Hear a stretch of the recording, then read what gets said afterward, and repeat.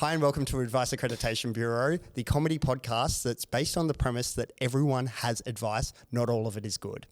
My name is Andy Prokopis and today I'm joined by a Raw national finalist at time of recording. He's about to head down and compete in the grand final. He's also someone who has been in the most amount of public bathrooms, and I'm a gay man with IBS. Please welcome Joshua Khoury. Thank you so much. And what beautiful credits. Yeah. Thank you for having me, and I'm so excited to advise people. Excellent. No, thank you for coming along, mate. Now, we were just talking off the mic about religion. Bit of a segue from the public bathrooms. It that's is okay. actually. Actually, that's a very fair point. We should probably explain the public bathroom. So we don't have to. No. We'll come back to religion. So religion can wait. It's been around for however many thousand years. Yeah, that's true. So you rate public urinals or pub urinals? Yeah, and God, my parents are proud. It's just a little Instagram thing. I don't have a body like yours. I had to pivot. Do you know what I mean? I tried shirtless photos. I was getting no traction. Okay, and so you looked elsewhere for content pillars. Oh, exactly. I think, I go to the pub a lot, and you've had this, I'm sure, but you go to a pub and the urinal, it's like, wow, it's so beautiful. It can be old. It can have nice tiles. Yeah. And it's like, I thought that was pretty cool. And then I was like, oh, maybe there are more urinals. And it seemed like an easy way to pump out content. So, yeah. Great. And how many have you done now? Oh, I've posted 40 plus and I filmed about 50, I would say. Awesome. And we are losing a bit of steam. So if anyone wants to go have a look, that would be lovely. And I should actually just things that you do. You actually printed this T-shirt. I did, and think it looks great. You look amazing. Fingers. I do. Fingers are in pies. My fingers are deep in pies, and it's getting hot. Well, thank you so much for wearing it as well. No, thank you for letting me wear it. But on the urinals, here's something for you. Have you noticed that? How familiar are you with like the terms for urinals? You know how there's different, like there's the wall urinal, there's the mounted urinals. Like there's the trough. Yeah, I think honestly, I should look into this, but I feel like there are some terms we need that we don't have. Because you have the divider, like you have like a little privacy screen sometimes for a wall mounted urinal, but then you have like, occasionally you'll have like a slab of urinals that are all sort of kind of like a bar of chocolate and you can break one off, just like a little treat. Yep. And I don't know what that's called. Do you know what that's called? I don't, but I was hoping you would because... Yeah, me too. Have you noticed that individual urinals, so like the mounted one that like, look, I've heard someone describe them as lips and it's really unsettling, but you know what I'm talking about when I say... I guess, yeah. Have you noticed that there is variations of height between between pubs? Yeah. So that I'm not talking about adult and kids. I'm talking about how one pub might be waist height, others might be a little bit higher. Different pubs have different amounts of faith. Is that what people? I reckon you say lips. This is kind of weird, but there was a restaurant in the Rocks, I think, where the urinal was faces. The urinal was like, and I think women's faces, and then there was a lot of backlash, as there should have been. Yeah, rightfully. And now so. That's gone. Okay, but there we go. Is the pub gone or the urinals have gone? I think it was a restaurant. I think the restaurant might be gone. I don't know what's happened to the restaurant, but they got rid of the urinals first. Okay, it's probably owned by Merivale. Yeah, true. They like to keep that sort of imagery more subtextual now. Yeah. The thing, I don't know, the levels is one thing. I never know. Sometimes you get a grate on a urinal, and I don't know where to stand on the grate. Oh, so I was going to ask you, do you stand on the grate or do you not stand on the grate? I'm a great stander. I think it depends on the water pressure I'm working with. I'm not, to be honest, the whole filming of I have to film myself using the urinal. Yep. And that wasn't something I necessarily anticipated needing to do, which speaks to my lack of foreplanning, but it felt a little bit like Chekhov's stream, I guess, where it's like, if you make a video about like it's like the gun that has to go off, metaphorically speaking. Do you take a tripod in there with you? Or? No. Okay. No. I'm not. Yeah. That game. Well, I guess you could argue I take a tripod in there with me, but no. It's all handheld. It's very, Yep. But I film them all in one take. I'm very particular about that. Okay. as opposed to the 17 takes I just took at my Yeah, no. introduction. I saw the movie 1917. I said, that's how I'm going to review Urinals. Yeah. That's good stuff. I love great. Birdman, etc. Yeah, okay. But yeah. Awesome. And is there hope to expand out of Sydney? Yes, I would like to do some in Melbourne. Mm-hmm. I would love to milk this little content cow dry. Yep. Because I don't have any other ideas. We should get it sponsored. I would love to get it sponsored. Who's your dream sponsor? My dream sponsor? I mean, you could go so many ways. You could get like some sort of prostate medication for older men. Yep. Or you could just go classic with a beer or a pub or something. That would be, whatever would be cool. Great. That would be, to be a sponsored pisser. Yeah. Gee whiz, that would be nice. Gee whiz, yeah. Get my yeah, exactly. Get my grandparents talking. Yeah, great. No, you absolutely should. Like I very much enjoy each video when it drops. Oh, thank you so much. It's a real credit to you for finding creative ways to talk about essentially the same task, same like daily task, well, multiple times a day, no doubt, but tasks that we all do, and you find a unique angle each time. Oh, that's so lovely. I mean, this is going to sound really pretentious, but I do think like going to the bathroom is like the most boring quotidian thing there is. And then if you can like appreciate a urinal that's like a bit older or a bit weirder, it's like then you're kind of, that's a nice way to live your life, I guess. Yeah. You're off to the races.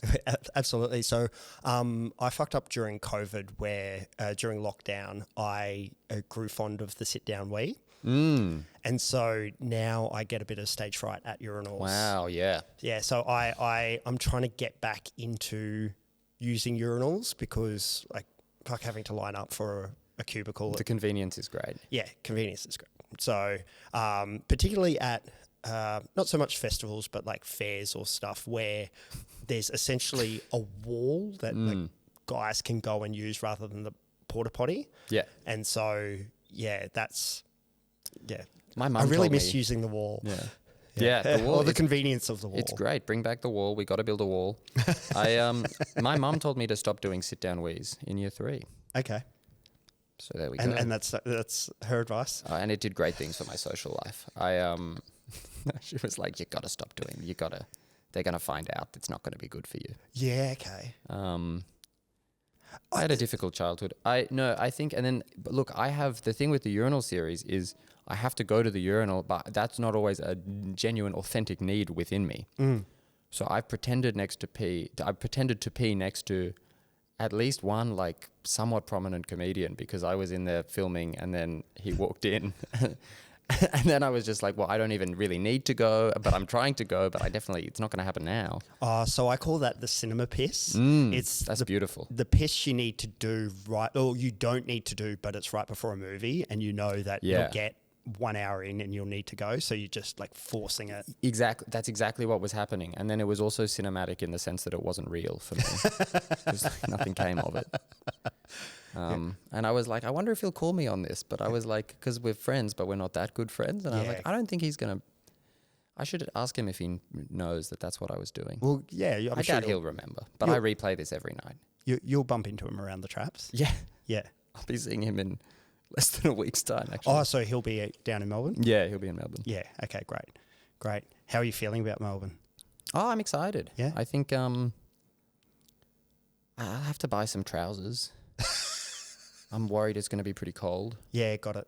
And then, the Raw, I don't think, Raw is like, sort of still matters within comedy, but I don't think anyone really knows what it is. But it is great because my grandma loves SBS, so finally I've got something she can, that's terms she understands. Yeah. It'll be fun. It's a bunch of people though, which is scary. From New South Wales? Oh, just in the audience. Oh yeah, absolutely. Because is it at the Palais? I think it's at the Melbourne Town Hall. Okay, great. I should know this. Yeah. Yeah, don't rock up to the, the wrong venue. No, so for anyone who's listening who doesn't know, Raw Comedy is a competition run every single year for newcomer comedians, and you can enter up to 3 times. And is this your first round at Raw? This is my second time. Yeah, great. Yeah. Did you do Raw? I did. I only did it twice. Ooh, you could go back. I contemplated going back this year. Thank God you didn't. Well, no, it had a bit of, and no disrespect to anyone who has done it 3 times, but it had a bit of, for me personally, Toolies vibes. And it didn't feel right. Like, I've done a festival show. I'm like, Well, you're doing well. If you've done it twice, yeah, and gotten nowhere, yeah, go crazy. yeah. So, But I mean, look at this beautiful studio. Do you know what I mean? To do that and to do Raw, that's not on. yeah. So I thought, you know what? I'm going to sit this one out. And it isn't so much let's let other people have a turn, because that's like a level of arrogance that is not the case at all. But it's just I personally didn't want to. Yeah, for me, yeah. No, I think that's very fair. Yeah. You would have been It's great. time to get on with my life. You would have crushed. You would have destroyed. Mate, so you say that, but you have got the best joke that I've heard in 2026. Really? And I credit you with this. That's so constantly. nice. That's so kind. I And got no idea what you're... I'm going to make you tell it. It's the fuck, marry, kill one. Oh. It is... I stop down conversations and show people. Really? Yeah. That's so sweet. I hope you're being sincere. It's that OJ Simpson didn't realize. I feel like OJ Simpson didn't realize you were meant to choose different people for fuck, marry, kill. Great. So good. I feel conflicted about that joke because I listened to a long podcast about Nicole Brown Simpson, and like it's pretty. I don't want to be controversial, but it's pretty awful what happened to her. I think this OJ guy's he's a bad egg. Well, he was a bad egg. That's true, actually. No longer with us. Yeah. But I think the thing about comedy is let's not think too deeply about the things that we joke that's about. true. Yeah, because it's a dark world out there. It's our job as the jesters to lighten things up. That's very true. I think it does. I'm too much of a pedant, though, and it always annoys me when someone will do a joke and they'll get a fact slightly wrong for the sake of the joke. Yep. Or like they'll misquote a statistic or something that really ticks me off. Like I was doing a joke about food getting black mold. Okay. And I kind of had to stop doing it because food doesn't get black mold. Does it not? No, that's like a wood-based mold. Oh. I'm a lot of fun to hang around. But Look, yeah. I've gone back on this podcast a couple of times, and each time I'll just blurt out something that's presented as a fact, and I'm like, should probably fact check that. And I'm kind of keeping tabs of every single time that I say that, because I think... I couldn't tell you off the top of my head, but it definitely comes up quite regularly. And I used to date someone who would present, and this there's a reason we're not together anymore, but he would present his opinion as fact. That's awesome. With such confidence that I would just sit there going, oh, really? Okay, cool. But then I started to click on going, oh, actually, no, that's actually not right. That's so funny. My cousin, and shout out Kale if you're listening, but he we had a big argument at one point in time about what color Luke's lightsaber was in the last Star Wars movie. This is when I was like 10 years old. And we Googled it, and I was right, and he still wouldn't. He was like, well, I suppose you could argue that that's the case. And he like wouldn't concede the point, which I think is kind of awesome. Green or blue? In the last one, it's green. Yeah. Because I think he builds his own. Yeah, okay. But in the other ones, it's blue. I don't know. I've tapped out of Star Wars a little bit. But I think that sort of it makes for a good conversation. And Kale's very smart. He knows a lot of things. But on this, I hate to say, but on this one, I had him beat. Yeah. And I haven't forgotten. That was almost 20 years ago. I'm not letting that go. That's all I've got. He has a real job now. Yeah. Not me. So I've got that. You showed him. Fact. Yeah, exactly.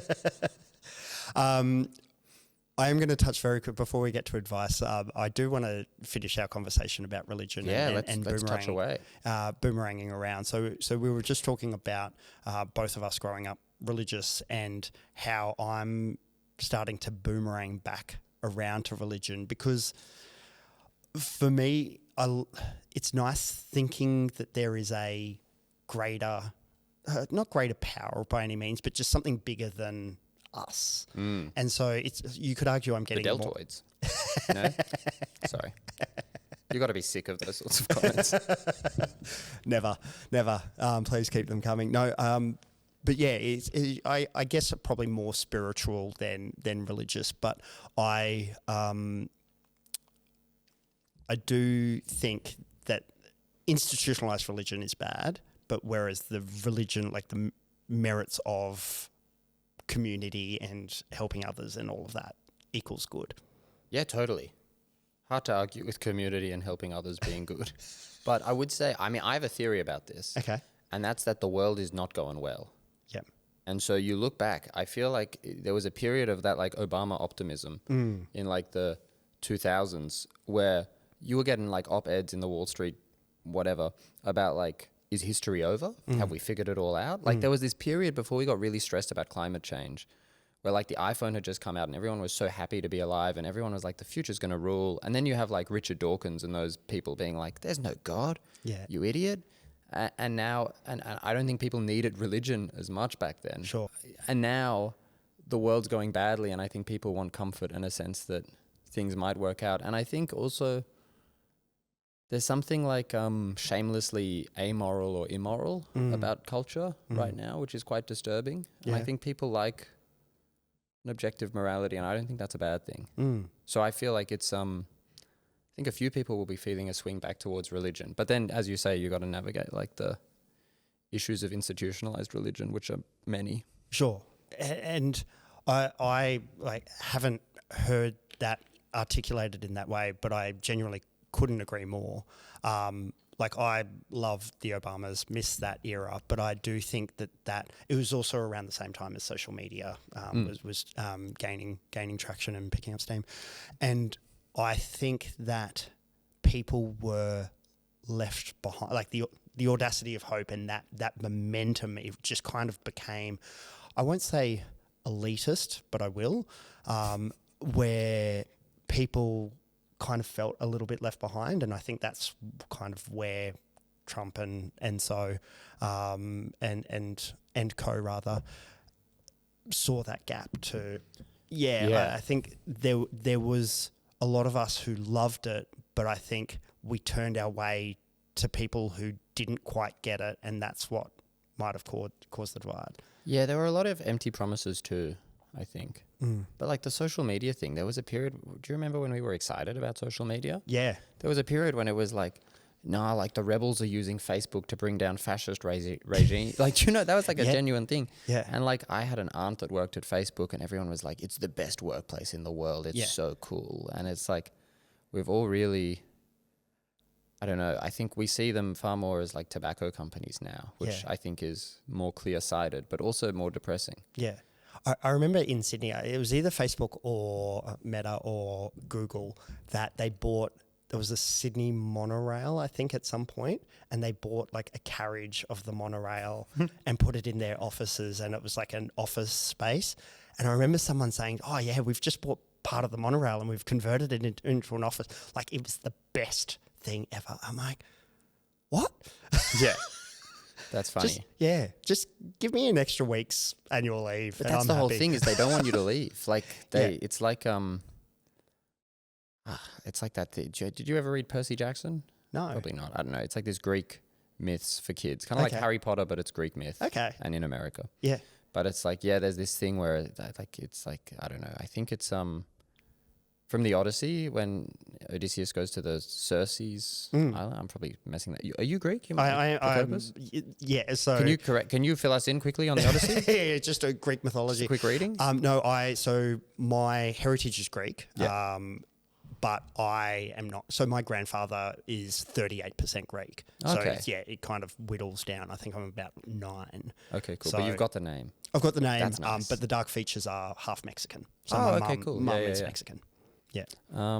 But Anthony Locascio says that I can call myself a wog. If he thinks that's all that matters. Exactly. He is the highest authority we have. He'll book you on one of his lineup shows. That's awesome. Yeah. But no, it was just like, there was this thing in the book where it's just like, it's actually, here's a better example, but it's like, you know, the island Pinocchio goes to where he nearly gets turned into a donkey? Yep. I feel like that's the Facebook office. Where it's like, there's beer on tap, you can play table tennis, you can play pool, and it's like, but you just shouldn't leave. Yeah, exactly. I say this as someone who's not necessarily employed, so I probably... You and me both. I shouldn't have such strong opinions on real workplaces, and my apologies to anybody with the good luck and strength and presence of mind to have a job. Yeah, and we are both people trying to build a social media following, so... That's why I got into comedy. Yeah, so... That's not true. That's not true? No, that's not true at all. Okay. I didn't realize I would have to post on social media. No, Did you? Did you start comedy first, or were you kind of a presence No. beforehand? I'm still pretty new to social media and in a professional sense. Right. So I've had Instagram, Facebook personally since I was a late bloomer to Instagram, but Facebook since pretty soon after it started. Did you ever have MySpace? I did. Ooh, what was that like? It was okay. I wasn't as active on it as what I would be, say, Instagram now. Yeah. Yeah, I changed my songs and I enjoyed changing my songs. I didn't really touch my friends wall, whatever it was called. But yeah, it was fine. Awesome. Yeah. Yeah, I never had MySpace. Yeah. I remember getting Instagram. That was a big day. Yeah. And then I must have got Facebook at some point as well. But people don't even use Facebook anymore. Well, I've heard the opposite. I think Oh. I've heard Facebook is coming back. Really? Okay. I don't use Facebook as Facebook, but I use the messaging feature a lot, which I think is like an Australian thing, weirdly. Yeah. Okay. I thought Messenger was popular. And the reason between Messenger and events, that's what I use. Yeah, me too. But even the events I've kind of weaned. I don't think many people are using Facebook events. I'm just not getting invited to many, so there's no That need. is not true. You are booking gigs left, right and centre. But we might move on to the advice. So Please, this is by all means. Advice Accreditation Bureau, where I ask my guests to bring a piece of advice that they swear by and a piece of advice that's presented as good but they think is nonsense. So Joshua Khoury, what is your good piece of advice? Don't go traveling. It's not good. It's bad out there. No, I mean, I don't know. I think my issue with this question, and it's a great question, but I feel like all good advice is kind of banal because it is necessarily generic if it's going to apply to like everyone. So But I think from within that, I would say, I mean, I texted it to you and you said you liked it, so I'm going to trust you on this, but it was get lost, but don't go traveling. Okay. So explain that for me. I think the best things in my life, and I'm not even qualified to give bad advice, so let alone good advice, but a lot of good things in life have come from being open to things that you might not expect, and also from not knowing what I wanted to do and giving myself the freedom to play and explore different things without worrying about where I was going to end up. Mm-hmm. And I think there's a lostness, like that's a quality of being lost maybe, and embracing uncertainty and that sort of thing. But I think to actually go traveling, grow up, get real. Do you know what I mean? Like, what are you looking for? You're not going to find it. Like, that annoys me. Like, you'll have fun, you'll have a great time, but people that are like that whole thing where you take a gap year and you go, no, don't do that. Take a gap year and like see if you want to be an oil painter or something. Like, do you know what I mean? Like, Eat, pray, love. Yeah, I think like explore in your life instead of in the world. Yep. Or do explore in the world, but don't think you're working on yourself. It's so arrogant to be like, I got to figure myself out. Maybe the world will teach me something. You need Mexico to teach you a lesson. That's a whole country. Do you know what I mean? Like, you could just do something. Do you know what I mean? Like, have you traveled much? I have actually. and it hasn't. You don't think that it's contributed to the person you are today? It's great, and I think I've learned a lot, and I've had a wonderful time, and it's been very fun. But I don't think I've had any breakthrough revelations on the introspection front. Like, Yeah. Do you travel a lot? Do you disagree? That would be fun. So at the moment I do disagree. But I come from a pretty international family. So my mum was born in Mexico City. Essentially her stepdad, but the man I considered my grandfather, he was a businessman that travelled the world. And when he met my grandma and mum, when my mum was 10, they travelled all around. And so, like, as my dad would say, being a global citizen is kind of inherent within who I am. I moved to London, so I went and lived and worked and kind of picked up my routine and put it in a different country. Whereas I wouldn't call that a gap year. Like, I worked. And I think I got a lot out of that, but I never took a gap year. Yeah. So I've pretty much worked every day since I was 14. That's crazy. Yeah. Yeah. Yeah. I mean, I guess what I would say is travel to learn about the world, but not about yourself. Mm. And the world is a good thing to know things about and to learn about. And I'm sure it's good for empathy and whatever, if you care about that. Yeah. I don't have time for it personally. But I think if you want to, I think when it comes to learning about yourself, I don't know. I feel like I see people who travel to get away from something, and your life is going to be waiting for you eventually. Yeah. Like how you just put it there, travel to learn about the world and not about yourself. That's beautiful. Like, Put it on a t-shirt. Yeah. That's going to be the next ones I make. Yeah. But yeah, I think that would be, and then also just be a nice person. Mm. A lot of people are bad at that. Yeah. Probably me included, but I very much disagree with that. thank you. You're lovely, by the way. While we're going back and forth. Compliment tennis. I think travel to learn about the world and not about yourself is quite a selfless, not selfless, but I think there's something to be said. Whenever I travel, I like to live like the locals do, and not be a drunk, obnoxious tourist. Like I like to learn at least a couple of little phrases. Don't be English when you're in a foreign country. Don't be Australian, to be honest. Really? You think Australians are just as bad? I think we are getting... Yeah, probably. Just in different parts of the world. I have this theory that there's an imaginary hierarchy of countries. And I think Australians, or maybe it's everyone, but I'll speak on behalf of Australians, will act in a different way depending on where they believe that country is on the hierarchy compared to Australia. That's so depressing, but I think you're right. It's totally, because it's just going to boil down to something like being more respectful of Europe. Totally. And not as respectful of Southeast Asia. Near Asian countries. Yeah. No, it's absolutely true. That's pretty fucked up. But you're probably right. I think you would be right, definitely. Like boys on tour in Bali are different to being in Paris. Yeah. And I think the thing with the English is they see themselves as on the top wherever. Sure. Them and Americans. Which is worse, but somehow less racist, which is interesting. Yeah. Yeah. Yeah, wow. No, I think that's a great theory. Yeah. I think the hierarchy is quite individual, but I think there is a collective Aussies are still tools in Japan though. I think we respect Japan a lot. Yeah. But maybe, I think skiing maybe overrides any sense of... Well, there's also probably the socio-economical, factor to, are people who are touring Japan to ski a more privileged, white-collar... Yeah. Douchey. Maybe douchey, but less... Maybe douchey. Maybe less... laddie. Did I insult your demographic? Yeah, I don't know. Do you know what your demographic is like? Or that's kind of off topic, I guess. This demographic. Yeah. So I know my Instagram demographic Hot people from Bondi. It's 85% male. Oh, that's pretty good. And large portion between 25 and 44.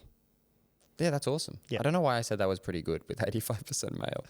Like you're trying to get an all-male audience. That's great. I would love more women. Yeah. They are welcome. And let's talk about that. Okay. Let's as two men get into how to attract a female audience. I think between us we'll figure it out. We'll crack it. Yeah, I think two different motives, but yeah. Yeah. I think I'm going to change your advice. Please. Yeah, and I think travel to learn about the world and not to learn about yourself is beautiful. Yeah, that's true. That is better. Yeah. Fuck.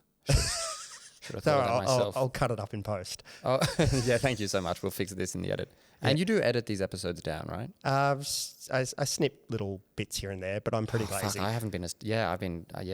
Yeah. I've gone into this with an attitude of he'll cut that out. He'll cut this out. We'll be... Yeah, don't make work. This is going to be a 5-minute episode. This is going to be... It's going to be a tight 5. My other good piece of advice would be phone your mum. Yeah. But don't see her in person. Well, my mum's in Brisbane, so it's That's hard. great. Yeah. You're already following the advice. But my brother who lives in Sydney, he's got 2 kids, so she comes down a fair bit. Oh, that's lovely. Yeah, which is wonderful. Yeah, it's lovely having her down when she comes down. So always phone your mum. Yeah, She knows a lot of things. yeah. But seeing her in person, sometimes that's a bit much. Do you call your mum on your birthday? No, she'll call me. Oh, Do you have to phone your mum on your birthday? so she'll call me, but out of everyone, it's not just a hey, happy birthday. And I agree with it. I don't challenge it because it's as much her day as my day. So you'll like chat to her about her day as well? Yeah, or I wouldn't just do a hey mum, thanks heaps, love you, bye. Yeah. It's we're having a full No, conversation. that's great. Yeah. And I think do visit your mum. Obviously, I'm being flippant. Love my mother. Shout out Nicola. And of all the people, she might actually be one of them that listens to this. Excellent. I need the female reach. Yeah, exactly. 84% male. Yeah, no, I think, yeah, phone your mum, talk to your mum, etc. Yep. It's good stuff. Both of those approved. Thank you. They're going in. That Going was in the coffee table book awesome. when it comes to that. You'll need a coffee table. Yeah. We'll start there. Yeah, perfect. You know I've made it once I've hit like at least 20% When you get a coffee table. female listeners when I've got the coffee table. True, and just the perfect selection of books that look like you would want to read them, but not I feel like the coffee Percy table Jackson. book. Yeah, exactly. The coffee table books are books that look like a book you'd want to pick up, but not enough that you actually pick it up. Yeah.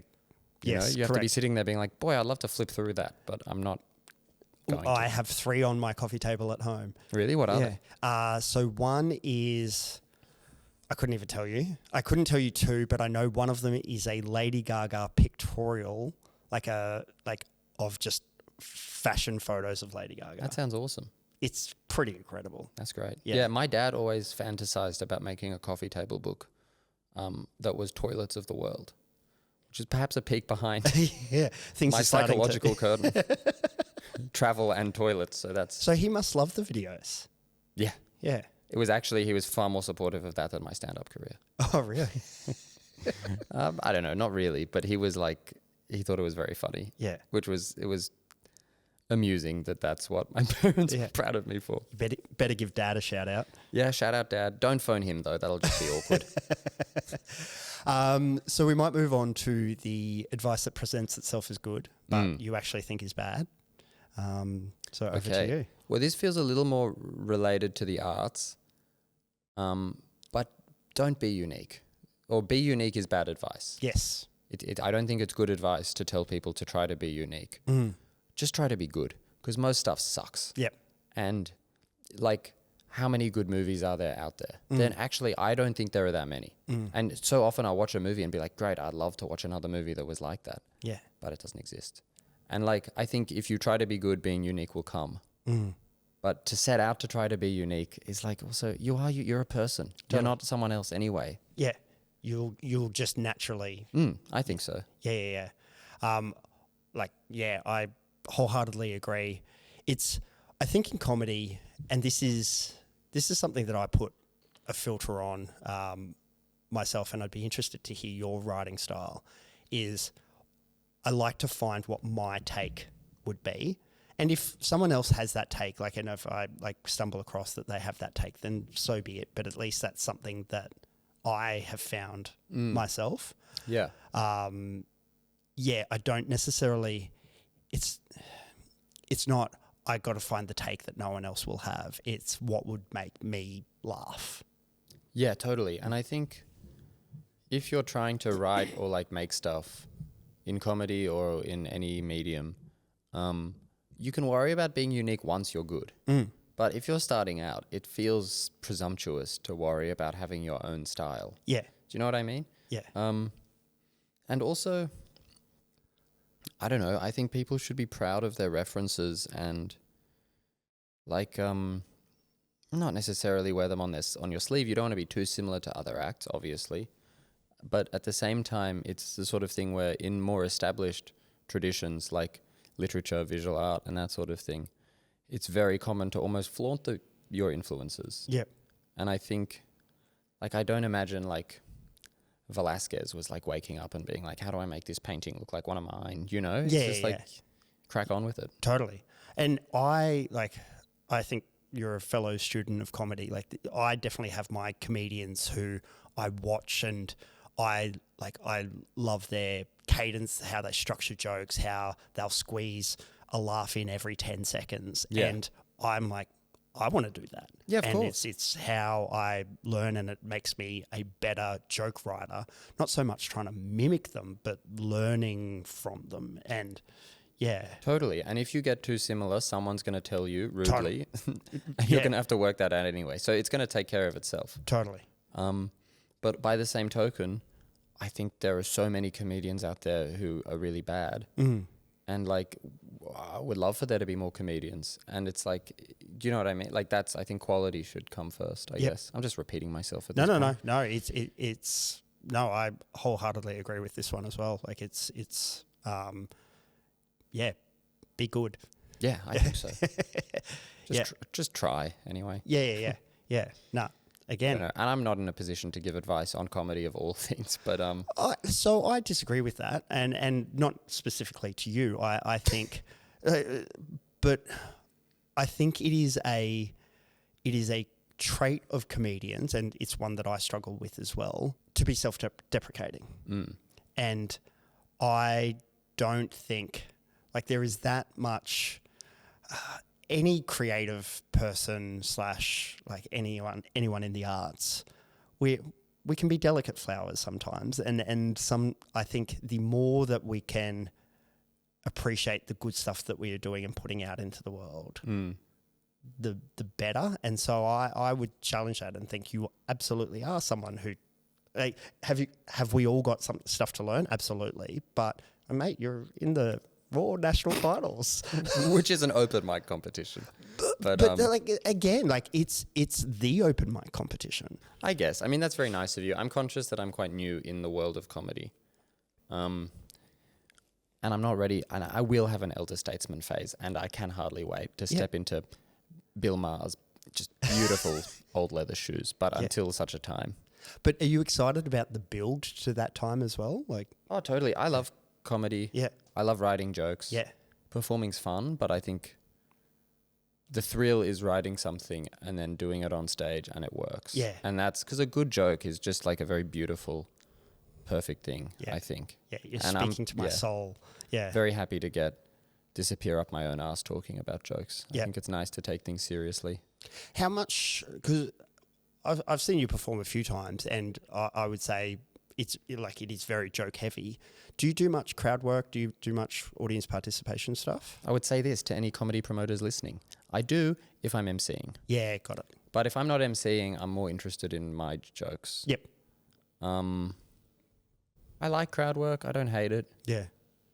I like tricks a lot. People are rude about tricks, actually, sometimes. What do you mean tricks?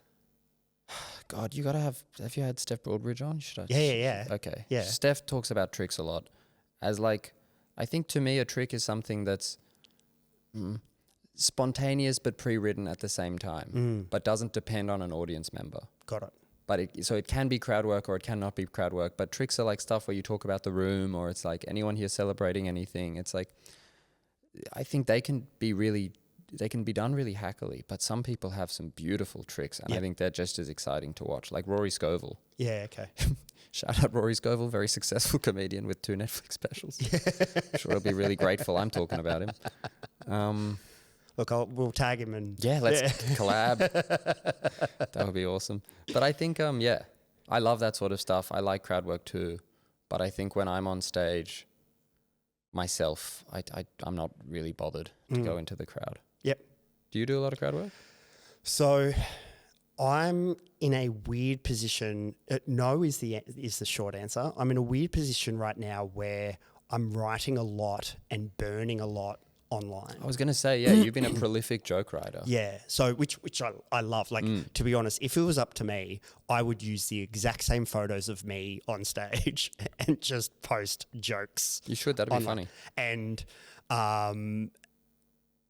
but I got into comedy to become more confident presenting. I've always been been a nervous presenter, and it's something that I've always wanted to overcome. And look, I've come a long way, still a bit of a way to go. And I now am using my stage time to be a little bit more crowd work, improv-y, riff a bit with the audience, and just have a couple of jokes ready to go. That's great. So it's a balance. Am I enjoying that as much? No, but I'm enjoying the skill acquisition of it all. Totally. And I think that helps with confidence a lot. Exactly. It's very scary to get up. 100%. Yeah. Yeah. Oh, that's so cool. Why did you want to be more confident? So it was to do with work. So I was kind of reaching a level at my old job where I was needing to present more, and it was just something that I felt I needed to overcome in order to be successful at my job. And so instead of doing a Toastmasters or whatever presenting course, I decided to try stand-up comedy and loved it. I've always loved writing, but I've just had stuff that never saw the light of day. That's so cool. I think something I would say, I said you were lovely before and I was sincere, but I think you, and I'm sure you know this, but you present very confidently on social media. Yeah. And then in person, you're like a very softly spoken, down to earth, very nice guy. Yeah. And that's always, that's fun. Yeah. Yeah. So it's that balance of trying to, I think as much as we all hate it, but it's kind of part of it, this brand building. Yeah, it's the worst. But it's necessary. Totally. It's necessary. And I think that if people were to look at me, they would think a certain thing, whereas to know me, it's, I'm this. And so it's kind of, both are true, but how can I help people understand both at the same time? That's awesome. That's so interesting. I mean, I found that I think of myself as very shy and quite insecure. And I think I am, but I've also gotten good at not presenting that way. And yeah, I mean, there we go. Really, let's just get into that. It's a sentence that doesn't go anywhere. You've overestimated the qualifications of the Advice Accreditation Bureau. I'm going to start lying down. I'm going to treat this like therapy. Move the coffee table out of the way. Yeah, exactly. But I think it's interesting where comedy does force a certain extrovertedness, and that definitely isn't who I was or am or how I think of myself. But it's a learnt skill. How do you feel when people say, oh my God, I could never do stand-up comedy? Like, you have to have this bulletproof confidence, because I don't necessarily agree with that. I still don't think it keeps a lot of people out of the comedy, and I'm grateful for that. Last thing I need is competition. Yeah. Because generally the people that are good are not the people that want to be on stage. I think. Not always. That's actually completely untrue. But I think there is a barrier to entry with stand-up which weeds out a lot of people that only have a passing interest. Yep. And I think that's not necessarily a bad thing. But I was, I don't know. People who say I could never do stand-up, I'd say, yeah, sure. Everyone could do it. It's not that difficult. Yep. I get a lot of people coming up to me afterwards and being like, no, that was great. You were so nervous. I think people think I'm more nervous than I am on stage.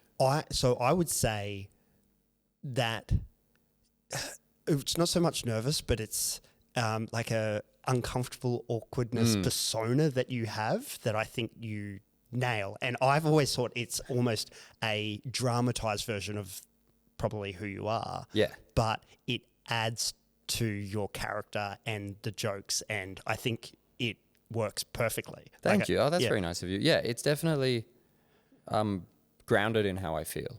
I don't think you can just pretend to be nervous. Yeah. You have to be a little bit nervous and awkward, actually. Totally. Yeah, but then I find myself... It is annoying when people are entirely unaware that I'm aware of how I present. But that's kind of by the by. I guess you would... It's hard to be... With a physique like that, it's hard to present as awkward on stage. Well, you know that's it. It's a disconnect. So, and someone who I respect once told me that I need to almost acknowledge subtly that I know what I look like. Yeah. And kind of help consolidate in people's minds that It's not all sunshine and roses having abs. it's so who was it?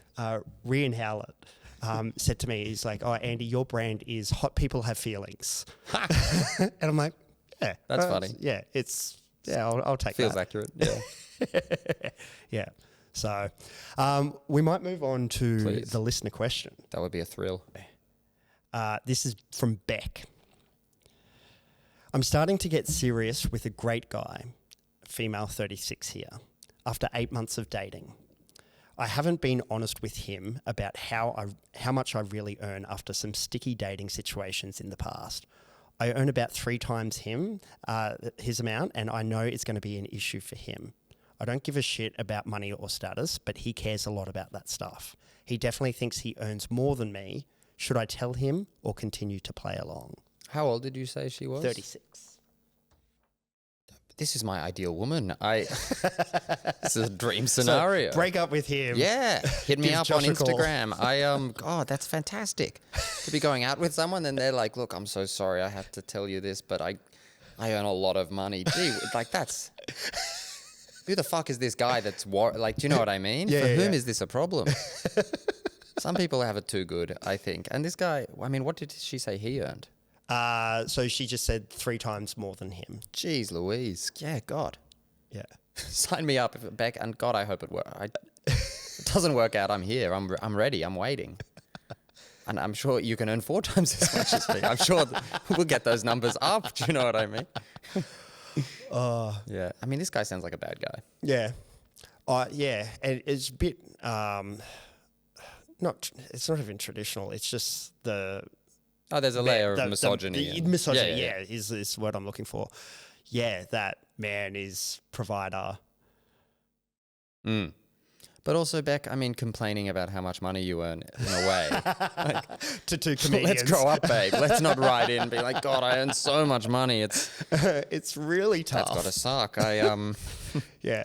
I don't know. Yeah, I think, look, you could do so many things. You could, convince him that you're someone else and then become his sugar mother. Mother? I don't know. No, don't do that. I think... Donate to charity. Yeah, he does sound like a bad guy, to be honest. Like, why are you getting serious with someone whose values just don't really seem to align with yours? That would be my sincere answer. Yep. Because she says she doesn't care about money or status. Yep. But then also wants to write into a podcast letting someone who may or may not be on Centrelink know that she earns quite a lot. So sensing a bit of instabilities within Beck's own worldview. Yeah, I would say her saying that she doesn't care about money or status, but caring so much about her partner caring about money or status is her caring about money and status. Wow. I'm just going to say that sentence again in my head quickly. Yeah, no, please. I think I got it right. Her caring about money and status, but she cares about him caring about money and status. Could be. It could also be that she just is being very clear-sighted about things, and she is. Do you know what I mean? Like, if you take her at her word, this could be a genuine problem. But then I go back to being like, well, why are you with this bloke? Yep. Or it could be that she, maybe her partner actually wouldn't care that much, but she thinks he would care that much, and then that speaks to her own insecurities and whatnot. I mean, some women like men that can provide. Yep. I tend to, they don't they don't come onto my desk very often, I'll be honest. I can barely provide for myself, but I think they're out there. Yep. And I don't know, that's a weird thing. I don't understand people, but maybe you're 36, you're starting to think about settling down, having kids. Yep. Maybe those sorts of dynamics are more important to you, whereas at my age, I'm not really. Oh God, I would like to marry rich though. and consider this a call out to 25% of Andy's audience. Not 15. Fuck. Yeah. 25. That's the with maths aspiration. That's the dream. That's why I can't provide. Yeah. So, in the hope of attracting female listeners, let's be nice to Beck. But I would say, I would say, I would agree with your point that you made about it sounds like this guy doesn't necessarily align with her core values, which I think she knows that. I think deep down that she knows that, and it's Yeah. yeah. I think definitely give him the opportunity to out himself as having a problem rather than just assume that he would. Totally. I mean, I would be quite insulted if someone presumed that I would care that much about this. And 8 months is a while to keep something from someone. Yeah. Even if you haven't been particularly serious in the relationship. Like, what's she doing? Is she like putting on a KFC employee's uniform and then rocking up to KPMG and getting changed in the bathroom? Like, she's Clark Kenting him. Do you know what I mean? It's kind of crazy. Her own web of lies. Yeah. But you got to have the conversation. You got to communicate open and clearly. And I've always said that. Yep. Yep. No, I hard agree, mate. Awesome. Brilliant. And Beck's a real person. Sorry? Beck's a real person. Beck's a real person. I didn't really think of that. But hello, Beck.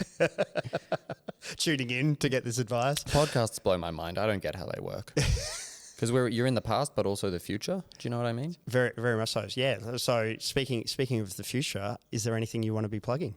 Wow. Please follow me on Instagram. I'm so close to getting 30,000 followers. I just need a few more.